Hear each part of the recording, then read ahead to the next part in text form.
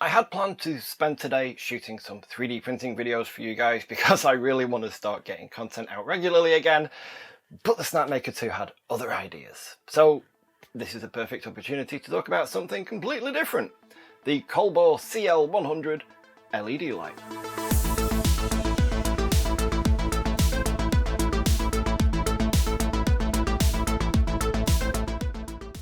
So the printer's fine, but I do need to swap out the hot end, and I figure while I'm doing that I should also swap out this whole camera mesh for a new setup because this is just getting really messy. There's wires and stuff everywhere. I'm going to be making videos going over both of those things, but as I'm going to be spending a lot of time in this room filming, I should set up a decent light. And that's where the Colbor CL100 steps in. I don't have a lot of room in here, so I need a light that's small and compact and can just sit in the corner and gives me an easy remote control so I don't have to reach up to the top of a light stand and keep moving it up and down all the time, and the CL100 fits the bill just nicely. The Colbor CL100 is a 100 watt bicolor LED with a 2700 Kelvin to 6500 Kelvin range. On the front of it we see the COB LED chip surrounded by a Bowens mount for all your usual light modifiers, and on the back you've got your power input, a big display and all your control knobs and buttons.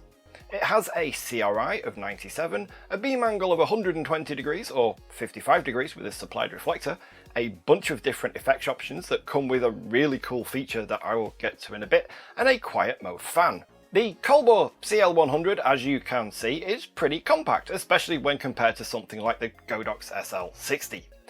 It's also very lightweight and quite inexpensive at only $199. The shell of the light is made from plastic, as is the light stand bracket, which has a little umbrella hole through the middle of it. The surface finish doesn't feel very premium, although the plastic does feel quite solid, except for the clicky angle lock thing, which I don't know. I don't know why lights still have these days when there are so much better, smoother, cleaner options out there available for locking the light at a given position. Anyway, the plastic overall does feel quite strong, although I wouldn't want to tempt fate. A decent fall could potentially damage it pretty severely, so if you're going to be using one of those on location, take care. If you're working in sort of a semi-permanent indoor setting, or perhaps making YouTube videos where the light's not going to move, then this isn't really going to be an issue. Because once you've set them up, then they're pretty much there for good. And for something like a YouTube setup, one feature I've already mentioned is the remote control. And this too is fantastic. When you turn the light off, the light is off. There's no fan, there's no nothing, which is a huge feature that a lot of manufacturers seem to ignore. And when you turn it back on, which you can do via the remote, it bursts back into life.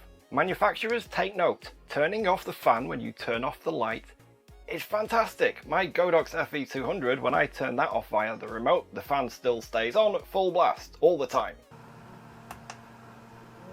The light comes with an AC adapter for when you're plugged into the wall like I am now, but there is also an optionally available V-mount battery plate that allows you to power it out on location. Also included with the light is a standard Bowens 7-inch reflector. And everything stores neatly inside this zip-up case, which also comes with the light as standard. The case is nice because as well as having the top handle for easy grabbing, it also has clips on the side and comes with a strap so you can hang it over your shoulder and carry it around. On the back of the light, you can see that we've got our power socket, and the power cable locks in with a screw connector. This might seem a bit fiddly, but it's a very secure connection that you know isn't going to randomly fall off in the middle of a shoot. With power plugged in, when we hit the power button, the big LCD lights up. The big dial in the middle lets us adjust our power level, and if we push it, we swap between power and white balance, which goes all the way from 2700 to 6500 Kelvin. The mode button lets us cycle through each of our different effects modes, and one feature I particularly like here is that instead of having 5 different copies of the same effect with different preset settings, you can pick your effect and then manually adjust the settings to your liking. Just choose the effect, tap the middle button, and you can adjust your colour, temperature and frequency to whatever best suits the look you're going for. This is a very nice feature and one I haven't seen on other lights that have effect modes before. On the right of the big centre dial, we've got a group button which allows you to assign groups for the lights. So if you've got a dozen lights in 2 or 3 different groups. So you've got one for all your key stuff, one for your fills, and one for all your background stuff. You can control your different groups independently. This can't be done via the remote yet, but Colbor says that there is a smartphone app coming which will allow this functionality in the future. Apparently also at that point, once that app is available, they're going to stop shipping the remote with the light, and this will be an optional extra. So if a remote's important, buy sooner rather than later. On the far right, we've got the fan button, which lets you pick between smart and quiet mode. In smart mode, the fan comes on when it needs to, and then goes off when it doesn't. Interestingly, in smart mode, the fan is actually quieter than in quiet mode. However, because it keeps coming on and off, if it gets picked up by your microphone, it's going to be a lot more difficult to tune out than a constant fan that's on all the time. Although even in quiet mode, I don't know, you tell me, can the microphone pick up the fan? Right, with all that out of the way, let's go and test the brightness. The manufacturer claims that the Colbor CL100 can put out a maximum of around 10,000 lux at a distance of 1 meter using the supplied 7-inch reflector. That doesn't mean a whole lot to most people, so let's grab the Sekonic, we'll go downstairs and we'll take some actual readings. I'm testing the light at both of its extremes of 2700 Kelvin tungsten and 6500 Kelvin daylight, and I'm going to meter it from 1 meter away with an ISO of 100 and a shutter speed of a 50th of a second, which is pretty standard for 24 and 25 frames per second video, and see what kind of aperture reading we get. I'll be doing 3 tests with each white balance setting. They'll be the bare bulb, using the supplied 7-inch reflector, and using my favourite little softbox, the 65cm 16-sided easy open parabolic from Pixapro.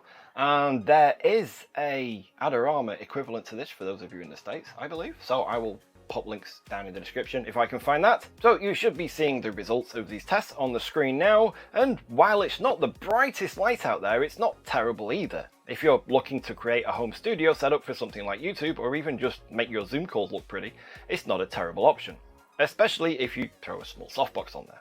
If you're going to be shooting outdoors on location, especially if you're going to be using modifiers, you'll probably want to look into something a bit more powerful, or a lot more powerful.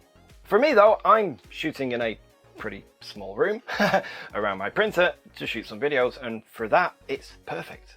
So I'm going to start getting on with that and leave you with some of my final thoughts. For $199, the CL100 is a decent enough light for indoor use if you need a bicolor light source. The surface finish of the plastic does feel fairly cheap, but overall construction does feel quite solid.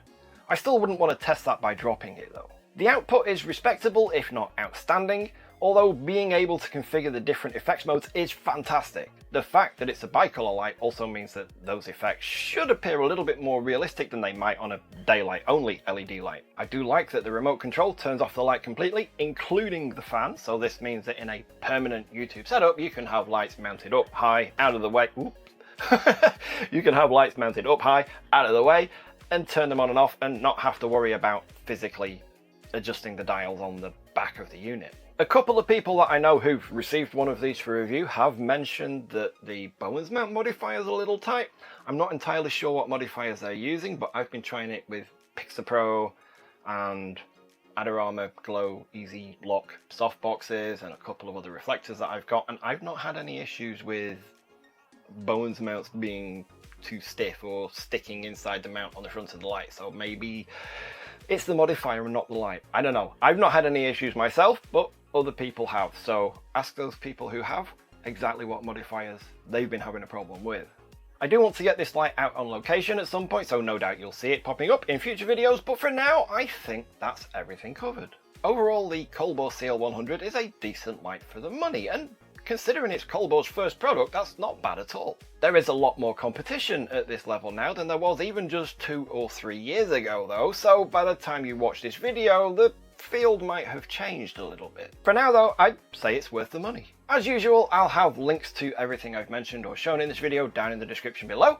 If you like this video, don't forget to give it a thumbs up, subscribe, share it with your friends, hit that notification bell, and if you have any questions about the Colbor CL100, drop them down in the comments below. Thanks for watching, and I'll see you next time.